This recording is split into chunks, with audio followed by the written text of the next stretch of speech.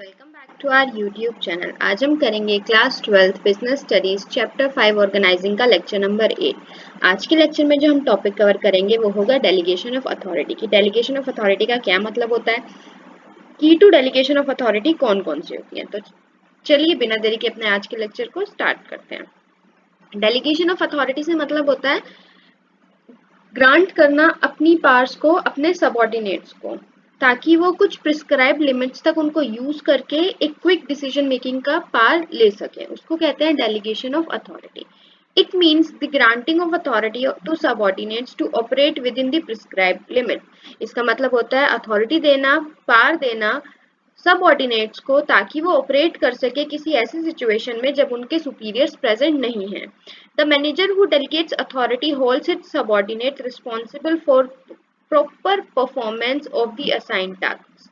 जो मैनेजर ये अथॉरिटी को डेलीगेट करता है, ट्रांसफर करता है अपने सबऑर्डिनेट्स को, वो रिस्पॉन्सिबल होता है कि उसके जो सबऑर्डिनेट्स हैं वो अच्छे से परफॉर्म करें जो टास्क उनको दिया गया है उस पे। To make sure that his subordinates performs all the work effectively and efficiently in expected manner, the management create accountability. अब इस चीज को कि वो उनको पार दे दिया, अब किसी को भी पार मिलेगी तो वो क्या करता है, उसका मिसयूज भी कर सकता है। तो उस मिसयूज को हटाने के लिए मैनेजर जो होता है या सुपीरियर जो होता है वो ये बात ध्यान में रखता है कि अगर मेरे को अपने सबऑर्डिनेट्स से काम अच्छे से कराना है, एफिशिएंटली और इफेक्टिवली कराना है, लेकिन उनको पार भी देनी है, तो वो क्या करता है, एक लाइन क्रिएट कर देता है अकाउंटेबिलिटी की। अकाउंटेबिलिटी मतलब ए ने बी को अथॉरिटी डेलीगेट की है कि आप ठीक है, अगर मैं नहीं हूं तो आप ये काम कर सकते हो, लेकिन अगर ये काम नहीं होता है तो you are accountable to me कि ये काम क्यों नहीं हुआ है, तुम्हें मुझे जवाबदेही देनी पड़ेगी, रीजन देना पड़ेगा। तो that means the accountability. Delegation is the key to sound organisation. एक ऑर्गेनाइजेशन अच्छी तरीके से डेवलप तभी कर पाएगी जब वहां पे डेलीगेशन ऑफ अथॉरिटी होगा। Just as the authority is the key to manager's job, जैसे कि अथॉरिटी पावर एक मैनेजर की जॉब है, delegation of authority is the key to organisation. वैसे ही उस पावर को डिवाइड करना, डेलीगेट करना टू द इमीडिएट सबऑर्डिनेट, वो ऑर्गेनाइजेशन की अचीवमेंट है। Delegation is the means through which a manager can multiply himself. Delegation का मतलब होता है जिससे मैनेजर अपने आप को मल्टीप्लाई कर सकता है। ऑब्वियसली जब वो अपनी पावर थोड़ी थोड़ी अपने सबऑर्डिनेट्स को दे देगा, येट उसके सबऑर्डिनेट्स उसको अकाउंटेबल होंगे, तो ऑर्गेनाइजेशन अच्छे से काम कर पाएगी, इफेक्टिवली काम कर पाएगी, एफिशिएंटली काम कर पाएगी। When his work grows beyond his personal capacity, he can take his help from his subordinate. जब मैनेजर का काम उसकी पर्सनल कैपेसिटी से ज्यादा चला जाता है तो इस तरीके से वो अपने सबऑर्डिनेट से हेल्प ले सकता है।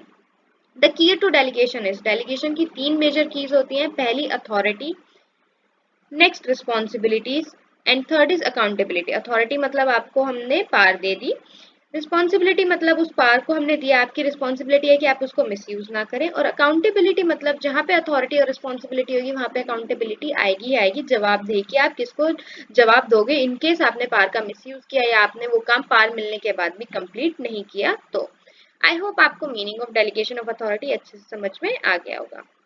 नेक्स्ट है importance of delegation of authority की क्यों जरूरत है। रिडक्शन ऑफ एग्जीक्यूटिव्स वर्कलोड, जो मैनेजर है उनके वर्कलोड को कम करने के लिए।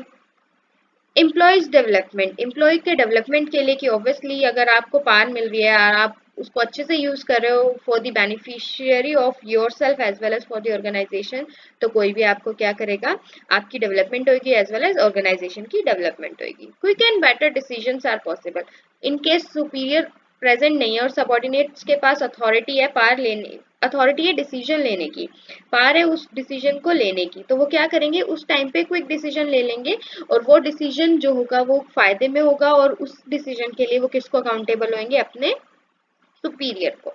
High moral of subordinates, obviously जब डेलीगेशन ऑफ अथॉरिटी होगा, पावर का डेलीगेशन होगा, पावर मिलेगी, तो सबऑर्डिनेट्स को लगेगा कि अच्छा मुझे पावर मिली है तो मैं इसको अच्छे से यूटिलाइज करके अपनी एफिशिएंसी और अपनी कैपेसिटी और बढ़ा के दिखाऊंगा।